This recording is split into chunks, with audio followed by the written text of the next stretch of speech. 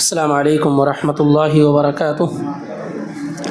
ان الحمد للہ نحمده ونستعینه ونستغفره ونعوذ باللہ من شرور انفسنا وسیئات اعمالنا من يهده الله فلا مضل له ومن يضلل فلا هادي له واشهد ان لا اله الا الله وحده لا شريك له واشهد ان محمدا عبده ورسوله اما بعد فإن خير الحديث كتاب الله وخير الهدي هدي محمد صلى الله عليه وسلم وشر الأمور محدثاتها وكل محدثة بدعة وكل بدعة ضلالة وكل ضلالة في النار۔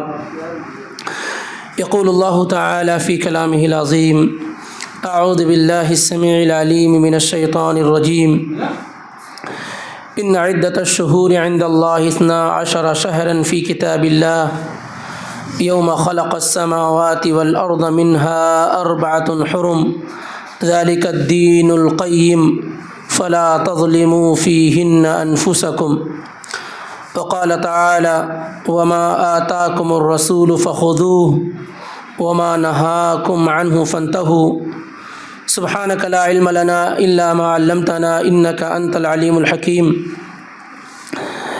اللہ رب العالمین کا فضل اور اس کا کرم کہ اس نے ہمیں اور آپ کو اس مبارک محفل کے لیے منتخب فرمایا۔ اللہ تعالی ہمیں اور آپ کو اس محفل سے مکمل طریقے سے فائدہ اٹھانے کی اور جو چیزیں کتاب و سنت کی روشنی میں ذکر کی جائیں اس پر عمل کرنے کی، اس کی نشر و اشاعت کی اللہ توفیق عطا فرمائے۔ اللہ ہمیں اور آپ کو علم و عمل کی دولت سے مالا مال فرمائے، کیونکہ یہی نجات اور کامیابی کا ذریعہ ہے۔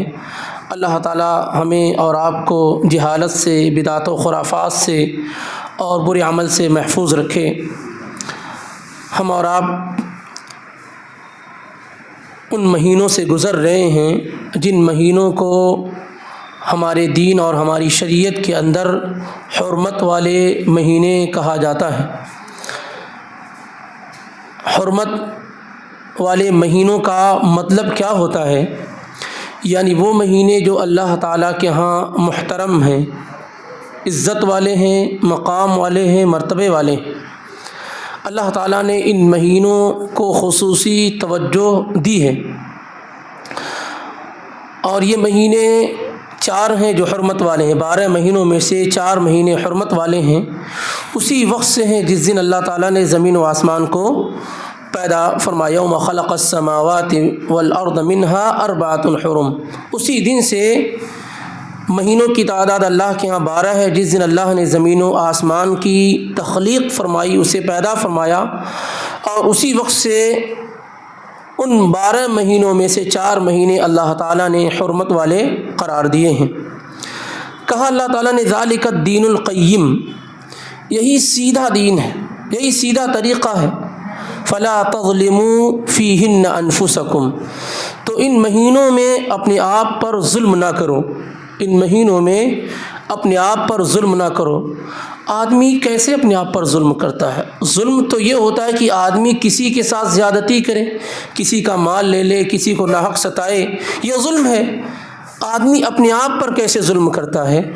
اللہ تعالیٰ نے کہا فلا تظلموا فیہن انفسکم، تم ان مہینوں کے اندر، خاص طور سے حرمت والے مہینوں کے اندر اپنے آپ پر ظلم نہ کرو۔ تو کون ہے جو اپنے آپ پر ظلم کرتا ہے؟ اپنے آپ پر ظلم کرنا کیا ہے؟ آپ میں سے کون بتا سکتا ہے اپنے آپ پر ظلم کیسے ہوتا ہے؟ گناہ کر کے۔ جزاک اللہ خیرا۔ معصیت اور گناہ کرنا اپنے آپ پر ظلم کرنا ہے۔ اللہ تعالیٰ نے کہا وما ظلمهم اللہ ولکن كانوا انفسهم یظلمون، اللہ نے ان پر ظلم نہیں کیا بلکہ وہ خود اپنے آپ پر ظلم کرتے تھے۔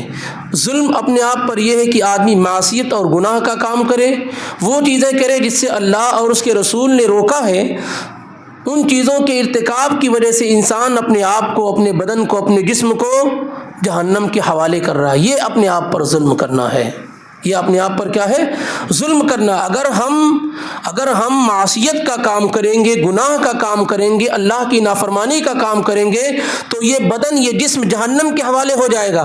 اس طریقے سے اپنے آپ پر ظلم کرنا ہے، اپنے آپ کو بچانا اگر ہے تو ظلم نہیں کرنا، معصیت اور گناہ کا کام نہیں کرنا۔ جو لوگ معصیت اور گناہ کا کام نہیں کرتے ہیں وہ اپنے جسم پر احسان کر رہے ہوتے ہیں کہ ان کا جسم جہنم کی آگ سے کیا ہے؟ بچ جاتا ہے۔ تو جو ظلم کہا گیا ہے اس کو یہ سمجھنے کی ضرورت ہے کہ اس کا مطلب یہ ہے۔ تو ان 4 مہینوں میں خصوصی طور پر ظلم کرنے سے، یعنی معصیت اور گناہ کا کام کرنے سے سختی کے ساتھ روکا گیا ہے۔ تو اس کا کیا مطلب ہے کہ دوسرے مہینوں میں آپ گناہ کا کام کر سکتے ہیں؟ کیا اس کا یہ مطلب ہے کہ آپ دوسرے دنوں میں گناہ کا کام؟ گناہ مطلق طور پر ہماری شریعت کے اندر ممنوع چیز ہے، روکا اور منع کیا گیا ہے۔ ہر شخص کو بتایا گیا ہے کہ گناہ کا کام، معصیت کا کام نہ کریں، لیکن خاص طور سے ان 4 مہینوں میں گناہ کرنے سے روکنے کی وجہ کیا ہے کہ اللہ رب العالمین نے بعض ایام کو، بعض دنوں کو، بعض مہینوں کو فضیلت، مقام اور مرتبہ دے رکھا ہے۔ تو اسی اعتبار سے اگر کبھی کسی مہینے میں آپ عبادت کرتے ہیں تو عبادت بڑھا چڑھا کر کے دی جاتی ہے، ایسے ہی ان دنوں اور مہینوں میں اگر آپ گناہ کا کام کرتے ہیں تو گناہ بڑھا چڑھا کر کے دیا جاتا ہے۔ جیسے مثال کے طور پر گالی دینا کیا ہے؟ ثواب کا کام ہے یا گناہ کا کام ہے؟ آپ یہاں بیٹھ کر گالی دیں، گالی گناہ ہوگا کہ نہیں ہوگا؟ لیکن یہی گالی اگر آپ مسجد میں دیں تو بڑھ جائے گا۔ تو جگہ کی وجہ سے وہی گالی کیا ہے؟ گناہ میں بڑھ جائے گی۔ اور مسجد حرام اور مسجد نبوی میں چلے گئے تو گناہ اور بڑھ جائے گا۔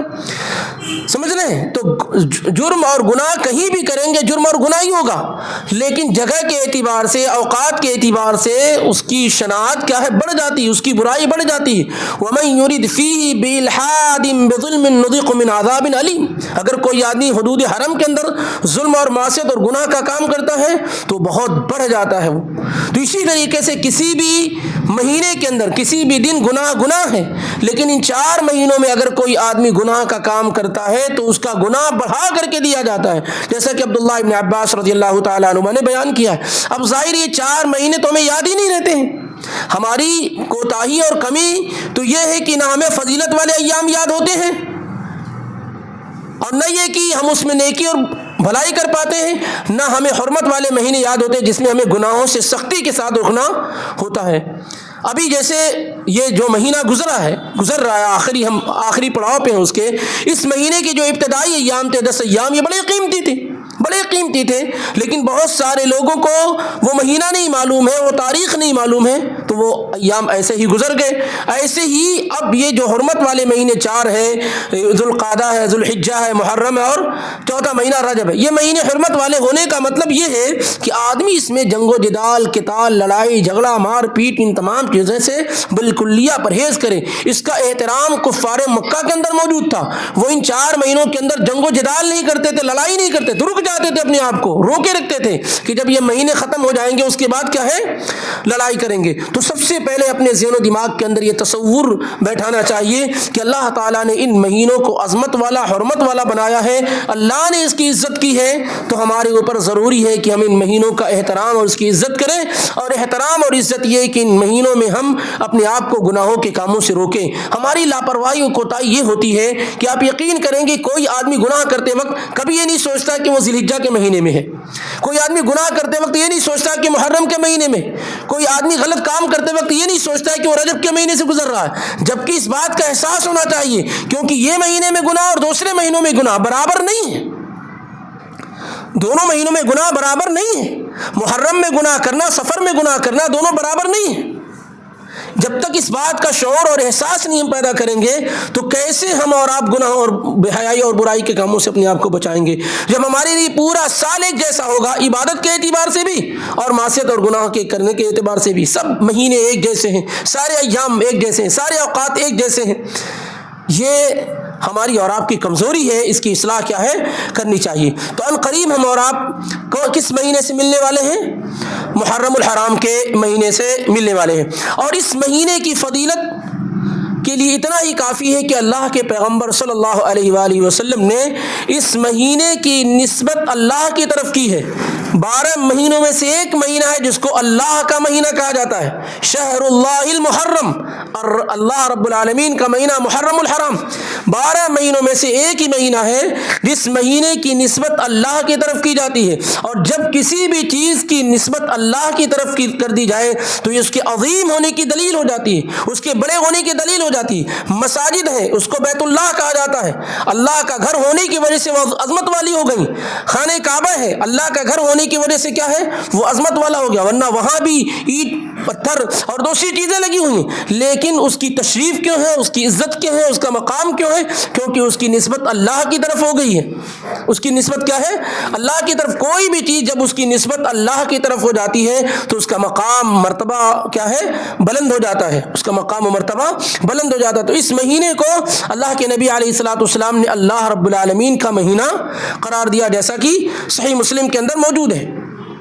اسی لیے اس مہینے کا احترام کرنا یہ ایمان کی نشانی ہے، اور اس میں گناہوں سے اپنے آپ کو روکنا یہ ایمان کے جاگنے کی نشانی ہے۔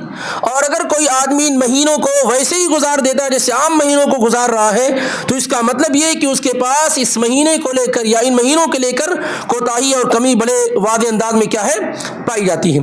یہ مہینہ جو محرم الحرام کا ہے، وہ شریعت میں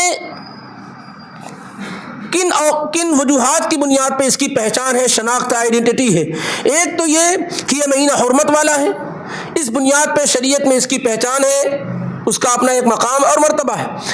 دوسری وجہ یہ ہے کہ اس مہینے کی نسبت اللہ رب العالمین کی جانب قرار دی گئی، اور اس مہینے کے روزے کو سب سے افضل روزہ قرار دیا گیا جتنے بھی مہینے ہیں رمضان کے علاوہ۔ افضل الصیام بعد رمضان شہر اللہ المحرم، کہ رمضان کے بعد سب سے افضل مطلق طور پر روزہ رکھنا کب ہے؟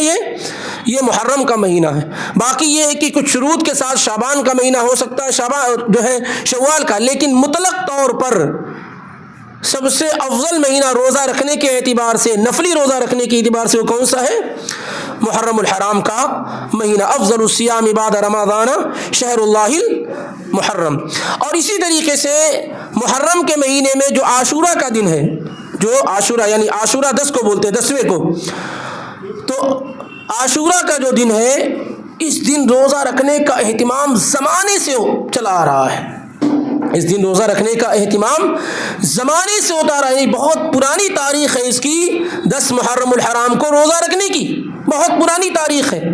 اللہ کے نبی علیہ الصلوۃ والسلام کے بارے میں اور قریش مکہ کے بارے میں ام المومنین عائشہ صدیقہ رضی اللہ تعالیٰ عنہ بیان فرماتی ہیں کہ کانت عاشوراء یوما تصومہ قریش فی الجاہلیہ، قریش جاہلیت کے زمانے میں 10 محرم الحرام کا روزہ رکھا کرتے تھے۔ وکان النبی صلی اللہ علیہ وسلم یصومہ، اور اللہ کے پیغمبر بھی روزہ رکھا کرتے تھے۔ یعنی مکہ میں جاہلیت کے ایام میں، جاہلیت کے دنوں میں، اسلام کی آمد سے پہلے عاشورہ کا روزہ رکھا جاتا تھا۔ قریش کے لوگ اس روزہ رکھنے کا اہتمام کرتے تھے، اللہ کے نبی بھی روزہ رکھنے کا اہتمام کرتے تھے۔ جب اللہ کے نبی صلی اللہ علیہ وآلہ وسلم مدینہ تشریف لائے، تب بھی آپ نے یہ روزہ رکھا اور لوگوں کو روزہ رکھنے کا حکم دیا، کیونکہ آپ نے یہود کو روزہ رکھتے ہوئے دیکھا، اور جب تک مخالفت کا حکم نہیں دیا جاتا اللہ کے نبی کو، تو شروع میں آپ یہود و نصارہ کی موافقت چاہتے تھے، آپ ان کی موافقت چاہتے تھے، تو وہ لوگ روزہ رکھ رہے تھے، تو اللہ کے نبی صلی اللہ علیہ وسلم نے تاکیداً صحابہ کو روزہ رکھنے کا حکم دیا۔ اور جب رمضان کا روزہ فرض ہو گیا تو اس کے بعد اس روزے کے متعلق تھوڑی نرمی لائی گئی اور کہا گیا ہے من شاء فلیصم ومن شاء افطر، جو آدمی چاہے روزہ رکھے اور جو چاہے نہ رکھے۔ لیکن اللہ کے نبی علیہ الصلوۃ والسلام کا یہودیوں کا اس دن روزہ رکھنا، اس دن کی تعظیم کرنا، اس کا اہتمام کرنا، یہ اللہ کے نبی صلی اللہ علیہ وآلہ وسلم کو بہت عجیب سا لگ رہا تھا۔ تو اللہ کے نبی علیہ الصلوۃ والسلام نے جہاں یہ روزہ رکھنے کا حکم دیا، اخیر عمر میں اللہ کے نبی کو مخالفت کا حکم دیا گیا۔ یہ بات یاد رہے کہ شروع میں اللہ کے نبی صلی اللہ علیہ وسلم کو یہود و نصارہ کی مخالفت کا حکم نہیں دیا گیا تھا۔ شروع میں اللہ کے نبی جب مدینہ آئے تو آپ یہ چاہتے تھے کہ جن چیزوں میں ہماری موافقت ہے، یہ اہل کتاب تھے، ان کے پاس کہ یہ کتاب والے یہود و نصارہ، تو اللہ کے نبی یہ چاہتے تھے جو چیزیں ہمارے درمیان سملر ہیں ان میں ہم موافق ہو جائیں تاکہ اسی کے ذریعے سے وہ اسلام میں مکمل طور سے کیا ہے داخل ہو جائے. لیکن ظاہر ہے کہ ان کی شرارت کی وجہ سے یہ معاملہ حل نہ ہو سکا اور جگہ جگہ پر وہ اللہ کے نبی کی مخالفت کرتے رہے، یہاں تک کہ ایک زمانہ ایسا آیا کہ تمام چیزوں میں جو ہمارے دین سے ان کی ملتی جلتی تھی تمام چیزوں میں ہمیں ان کی مخالفت کا حکم دیا گیا اور اسی کو عین ایمان قرار دیا گیا. زندگی کے تمام مراحل میں، عبادات کے تمام مراحل میں یہود و نصارہ کی مخالفت کا حکم دیا گیا.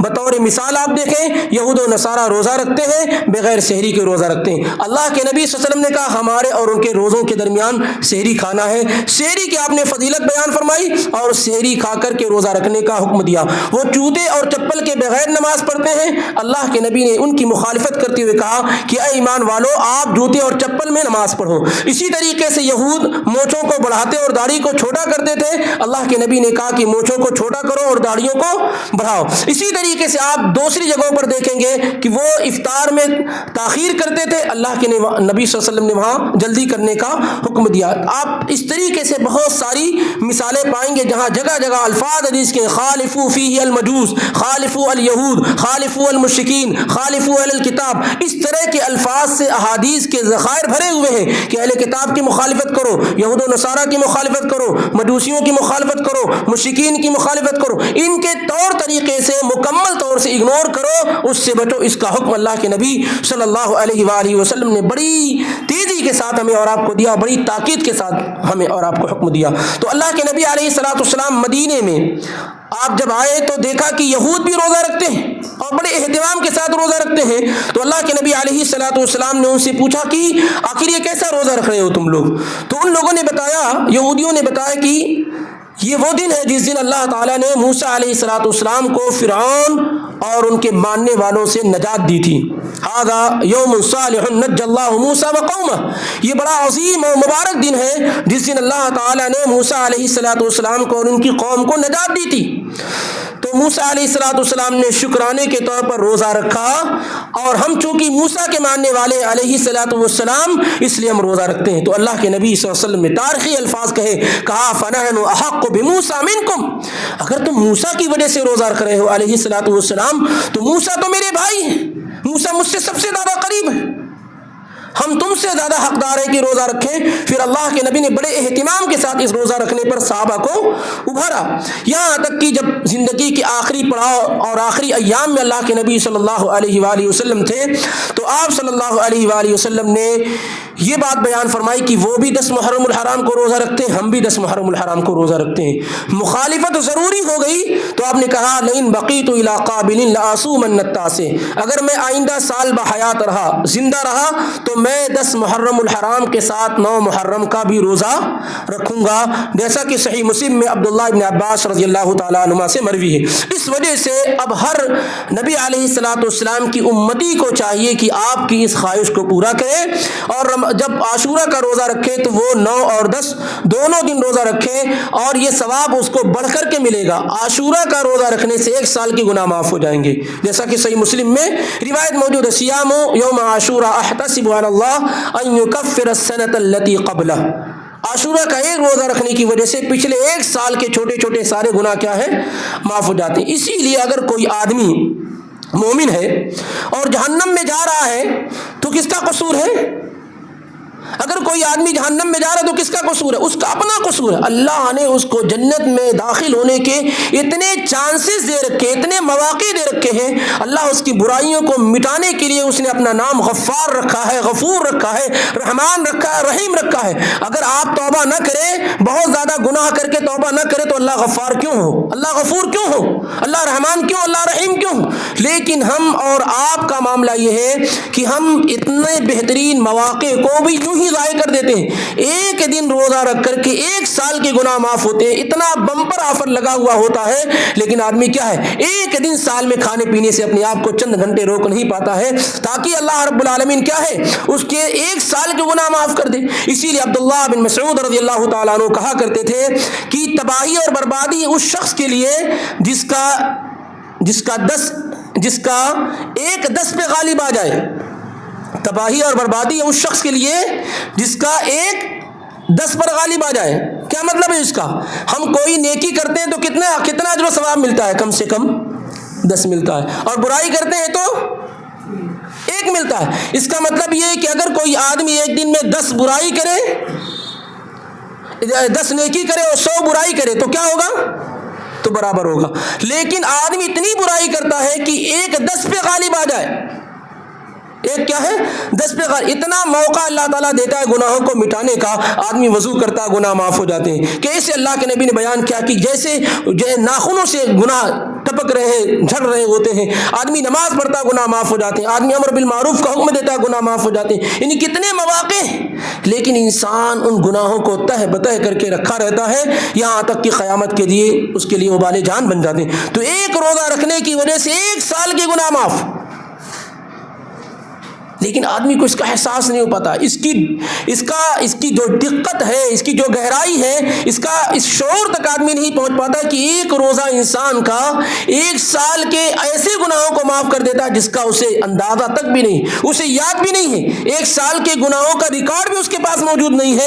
لیکن اللہ تعالیٰ ان تمام گناہوں کو ایک روزہ رکھنے کی وجہ سے کیا ہے؟ معاف کر دیتا. اس لیے ہر شخص کو چاہیے کہ یہ روزہ رکھنے کا اہتمام کرے. اور ساتھ ہی ساتھ اگر 9 کو روزہ رکھتا ہے تو مزید اجر و ثواب ملے گا، بے حساب اجر و ثواب مل سکتا ہے.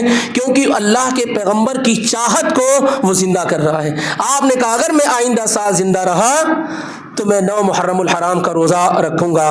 لیکن اللہ کے نبی صلی اللہ علیہ وآلہ وسلم آئندہ سال آنے سے پہلے کیا ہے؟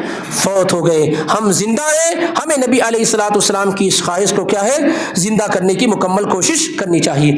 اب ایک روایت مسند احمد میں یہ بھی آتی ہے کہ اللہ کے نبی علیہ الصلوۃ والسلام نے کہا صوموا یوم عاشوراء خالفوا فیہ الیہود صوموا قبلہ یوما او بعدہ یوما.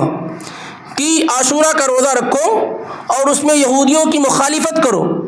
اور مخالفت اس انداز میں کرو کہ ایک دن پہلے بھی روزہ رکھو یا ایک دن بعد روزہ رکھو. یعنی 9-10 کا روزہ رکھو یا 10 اور 11 کا روزہ رکھو. لیکن یہ روایت سخت ضعیف ہے. اس میں 2 راویوں پر کلام ہے. اس میں کیا ہے؟ 2 راویوں پر کلام. اس لیے بہتر طریقہ یہ ہے کہ آدمی 9-10 کا روزہ رکھے. لیکن کیا اگر کوئی آدمی 9 کو روزہ نہیں رکھ سکا ہے تو کیا 10 کو روزہ رکھ سکتا ہے؟ بالکل رکھ سکتا ہے. ایسا نہیں کہ کوئی آدمی اگر 9 کو روزہ نہیں رکھ سکا تو 10 کو روزہ نہ رکھے. افضل اور بہتر طریقہ ہے کہ 9 اور 10 دونوں کو رکھے. لیکن اگر کوئی آدمی کسی وجہ سے، سفر کی وجہ سے اور کسی وجہ سے 9 کو روزہ نہیں رکھ سکا ہے اور 10 کو اس کو موقع مل رہا ہے روزہ رکھنے کا تو اسے ضرور روزہ رکھنے کا اہتمام کرنا چاہیے. تو یہ وہ چیزیں ہیں جو اس ماہ محرم الحرام میں کتاب و سنت کی روشنی میں ثابت ہے. نمبر 1، یہ مہینہ حرمت والے مہینوں میں سے ایک ہے جس کا احترام اور عظمت کرنے کا ہمیں اور آپ کو حکم دیا گیا ہے کہ اس میں معصیت اور گناہ کے کام سے بچیں. نمبر 2، یہ مہینہ اس اعتبار سے بھی بڑا عظیم مہینہ ہے کہ رمضان کے بعد نفلی روزہ رکھنے کے اعتبار سے مطلق طور پر سب سے افضل مہینہ ہے روزہ رکھنے کے اعتبار سے. نمبر 3، اس مہینے کی نسبت اللہ کی طرف کی گئی ہے، یعنی شہر اللہ المحرم، یہ اللہ کا مہینہ کہا گیا ہے. نمبر 4، اس مہینے کی 10 تاریخ کو یعنی عاشورہ کے دن موسیٰ علیہ السلام سے لے کر کے تمام ان سے جڑے ہوئے لوگ روزہ رکھنے کا اہتمام کرتے ہوئے آئے ہیں. اور اللہ تعالیٰ نے اسی دن موسیٰ علیہ السلام اور ان کی قوم کو فرعون کے ظلم و ستم سے نجات دی تھی. تو موسیٰ علیہ السلام نے روزہ رکھا اور اللہ کے نبی نے کہا ہم موسیٰ علیہ السلام سے زیادہ قریب حقدار ہیں کہ اگر ہمارے بھائی موسیٰ نے روزہ رکھا ہے تو ہم بھی روزہ رکھیں. ہم بھی یہ کہتے ہیں ہم اللہ کے نبی کی امتی ہیں، اس لیے اللہ کے نبی کی امتی ہونے کی خاطر ہم دنیا میں سب سے زیادہ حقدار ہیں کہ اس سنت کو زندہ کریں، اس روزہ رکھنے کا کیا ہے؟ اہتمام کریں. اسی طریقے سے یہ ایک روزہ 1 سال کے گناہوں کا کیا ہے؟ کفارہ ہے. ہمیں اور آپ کو انہی چیزوں کی طرف کیا ہے؟ زیادہ توجہ دینے کی کوشش کرنی چاہیے. اب ظاہر ہے کہ دین کا جتنا بھی حصہ آپ پائیں گے ان حصوں میں ایسے فرقے، ایسے گمراہ لوگ، جماعتیں اسلام کے نام پر وجود میں آئی ہیں، جن کا مقصد یہ تھا کہ خالص جو دین ہے اس دین کے ساتھ ملاوٹ کیسے کی جائے، کیونکہ خالص دین اگر رہے گا، خالص اللہ کے رسول کی اطاعت رہے گی، آپ کی سنت رہے گی، اس میں بدعات کی آمیزش نہیں ہوگی، اس میں خرافات نہیں ملائے جائیں گے، اس میں اپنی جانب سے راستے اور طریقے نہیں ملائے جائیں گے، تو پھر ایسی صورتحال میں وہ دین، وہ عمل اللہ کے قبول ہو جائے گا، اللہ کی نصرت اور مدد نازل ہو جائے گی۔ تو ہر زمانے میں اس طرح کے افراد موجود رہے ہیں جو خالص دین کے اندر ملاوٹ کرنے کا راستہ کیا ہے، اختیار کرتے ہوئے آئے ہیں۔ چنانچہ اس ماہ کے اندر بھی جو حقیقی روشنی تھی اس کو بجھا کر کے یا اس کو دھیما کر کے ایسی چیزوں کو اس مہینے کی پہچان بنا دیا گیا جو حقیقت میں اس مہینے کی کوئی پہچان ہے ہی نہیں، بلکہ عام چیزوں میں سے ایک چیز ہے۔ انہی میں سے کیا ہے، بہت سارے لوگوں نے محرم الحرام کو جو پہچانا ہے، جانا ہے۔ آپ اپنے شہر میں گھومیے، جو چیزیں اللہ نے بیان کی ہیں، رسول نے بیان کی ہیں، ان چیزوں کے بارے میں لوگوں کو علم نہیں ہے، لیکن جو اس ماہ کے متعلق خرافات پھیلائے گئے ہیں، لوگ انہی چیزوں کی وجہ سے اس ماہ کو جانتے ہیں۔ محرم آتے ہی یا اس سے پہلے ہی محرم کی تیاری شروع ہو جاتی ہے، لیکن کس نام پہ؟ بدعات و خرافات کے نام پر۔ یعنی حسین رضی اللہ تعالیٰ عنہ کی جو شہادت اس ماہ کے اندر ہوئی ہے، اس کے لیے ماتم کرنے کے نام پر، تعزیہ بنانے کے نام پر، یا اسی طریقے سے صحابہ کو اس پس پردے میں گالی دینے کے نام پر، ان پر تبرہ کرنے کے نام پر۔ یہ وہ مہینہ ہے جس میں سب سے زیادہ صحابہ پر طعن و تشنیع کی جاتی ہے، گالی گلوچ دیا جاتا ہے، اور آپ صحابہ کرام کی جماعت کو برا بھلا کہا جاتا ہے۔ اب دیکھیں مسلمانوں کے یہاں بھی عام جو پہچان ہے اس ماہ کی وہ کیا ہے کہ یہ قتل حسین کا مہینہ ہے۔ 10 محرم الحرام کو حسین رضی اللہ تعالیٰ عنہ کو دردمندانہ انداز میں شہید کیا گیا، ہم اسی کا اہتمام کرتے ہیں، ان کے نام پر یہ ساری کی ساری چیزیں کیا ہے ہم کر رہے ہیں، جو کچھ ہمارے درمیان نظر آ رہی ہوتی ہیں۔ میرے خیال سے 1 سال پہلے کی بات ہے، میں آپ لوگوں سے بھی کہتا ہوں کہ کچھ چیزوں کو سمجھنے کی کوشش کیجیے، ہم ہائی جیک کر لیے جاتے ہیں، ہم کو پتہ نہیں چل پاتا ہے۔ ایک صاحب کہنے لگے کہ آپ اس مہینے میں اس کا ذکر کیوں نہیں کرتے ہیں، قتل حسین کا رضی اللہ تعالیٰ عنہ وارضا۔ تو میں نے کہا کب ان کی شہادت ہوئی؟ کہا 10 محرم الحرام کو ہوئی ہے۔ میں نے کہا ان کے والد کی شہادت کب ہوئی ہے؟ تو کہا پتہ ہی نہیں ہے۔ میں نے کہا مہینہ ہی بتا دیجئے۔ میں نے کہا اسلام میں کس کی شہادت سب سے زیادہ غمگین ہے؟ کیا حضرت علی رضی اللہ تعالیٰ عنہ کی یا ان کے بیٹے حسین کی؟ کس کی شہادت سے اسلام کو زیادہ نقصان پہنچا ہے؟ حسین رضی اللہ تعالیٰ عنہ کی شہادت سے یا علی رضی اللہ تعالیٰ عنہ کی شہادت سے؟ یہ شہید تو وہ بھی ہوئے ہیں، علی رضی اللہ تعالیٰ عنہ بھی شہید ہوئے ہیں، تو علی رضی اللہ تعالیٰ عنہ افضل ہے حسین ابن علی رضی اللہ تعالیٰ عنہ سے، اس میں تو کوئی اختلاف ہے بھی نہیں۔ تو آپ علی رضی اللہ تعالیٰ عنہ کی شہادت کی تاریخ نہیں یاد کیے ہوئے ہیں، لیکن حسین رضی اللہ تعالیٰ عنہ کی شہادت پہ جشن منا رہے ہیں۔ پھر میں نے دوسرا سوال داغ دیا کہ حسن رضی اللہ تعالیٰ عنہ کی وفات کب ہوئی ہے؟ یہ بھی ان کو نہیں معلوم۔ تو اس سے معلوم ہوتا ہے کہ ہمیں وہی چیز معلوم ہے جو ہمیں بتائی جا رہی ہیں، وگرنہ اگر اس تاریخ کو یاد کرنا اہم ہے تو اس سے زیادہ یہ یاد کرنا اہم ہے کہ سیدنا علی ابن ابی طالب رضی اللہ تعالیٰ عنہ کی شہادت کب ہوئی، کیونکہ ہمارا اور آپ کا ایمان اور عقیدہ یہ ہے کہ علی ابن ابی طالب رضی اللہ تعالیٰ عنہ جو چوتھے خلیفہ ہیں، جس وقت وہ شہید کیے گئے روئے زمین پر ان سے زیادہ افضل کوئی انسان نہیں تھا۔ ہمارا ایمان اور عقیدہ کیا ہے کہ جس وقت ان کو شہید کیا گیا اس وقت آسمان کے نیچے ان سے زیادہ افضل کوئی انسان نہیں تھا، اور ہمیں ان کی شہادت پر حسین ابن علی سے زیادہ غم کا اظہار ہونا چاہیے، کیونکہ وہ بھی مظلومانہ طور پر شہید کیے گئے۔ وہ تو جنگ کرنا نہیں چاہتے تھے، وہ تو فجر کی نماز پڑھانے کے لیے جا رہے تھے، اور ایک طریقے سے دھوکے سے ان کو شہید کیا گیا۔ لیکن سوال یہ ہے کہ وہ اہم نہیں ہے، یہ اہم نہیں ہے، پھر یہ شہادت حسین اتنی زیادہ اہم کیوں ہو جاتی ہے؟ اصل میں اس کا معاملہ اگر آپ دیکھیں گے تو کئی اعتبار سے یہ کہ جو فارس اور ایران ہے، حسین ابن علی رضی اللہ تعالی عنہما کا ایک نکاح ایران کے اندر ہوا تھا، اور جس کی بنیاد پر ایک تعلق خاطر پیدا ہو گیا لوگوں کا حسین ابن علی رضی اللہ تعالیٰ عنہما سے، اور پھر ان کی شہادت کے موقع پر ایک بہترین موقع لوگوں کو مل گیا کہ اس کے ذریعے سے بڑے بڑے صحابہ کرام کو جو ہے نشان ستم بنایا جائے اور ان پر گالی گلوچ کا راستہ کیا ہے اختیار کیا جائے۔ حسین ابن علی رضی اللہ تعالیٰ عنہما کی شہادت جو ہوئی، پہلی بات تو آپ کے علم میں یہ آنی چاہیے کہ کوئی حادثہ نہیں ہے، یعنی اس اعتبار سے حادثہ نہیں ہے کہ اللہ کے پیغمبر صلی اللہ علیہ وسلم کی جو پریڈکشن اور آپ کی پیشین گوئی تھی وہ پہلے سے موجود تھی۔ مسند احمد اٹھا کر کے آپ دیکھیں گے، حسن درجے کی روایت ہے، جبریل علیہ الصلوۃ والسلام یا کوئی دوسرے فرشتے اور کہنے لگے کہ اے اللہ کے پیغمبر آپ حسین سے محبت کرتے ہیں؟ تو اللہ کے نبی نے کہا ہاں، لیکن انہوں نے کہا کہ لیکن آپ کا یہ نواسہ، آپ کا یہ بیٹا تو قتل کر دیا جائے گا، اور اگر آپ چاہیں تو میں اس سرزمین کی مٹی بھی آپ کو دکھا دوں جہاں حسین ابن علی کو قتل کیا جائے گا۔ چنانچہ فرشتے نے وہ لال مٹی وہاں دکھائی بھی، مسند احمد میں روایت موجود ہے۔ اور ام سلمہ رضی اللہ تعالیٰ عنہ جو حدیث کی راویہ اس کو بیان کرنے والی ہیں، وہ قتل حسین کے بعد ان کی وفات ہوئی۔ نبی علیہ الصلوۃ والسلام کی بیویوں میں سب سے لمبی عمر پانے والی اور سب سے اخیر میں وفات پانے والی ام المومنین ام سلمہ رضی اللہ تعالیٰ عنہ ہیں، جو قتل حسین کے بعد وفات پائی ہیں۔ تو وہ اس موقع پر رو بھی رہی تھیں جب حسین رضی اللہ تعالیٰ عنہ کی شہادت ہوئی۔ تو یہ وہ چیز تھی جو پہلے سے صحابہ کے درمیان معروف اور مشہور تھی کہ ان کو کیا ہے قتل کیا جائے گا، جیسے عثمان اور عمر رضی اللہ تعالیٰ عنہ کے بارے میں پہلے سے معلوم تھی کہ ان کو قتل کیا جائے گا۔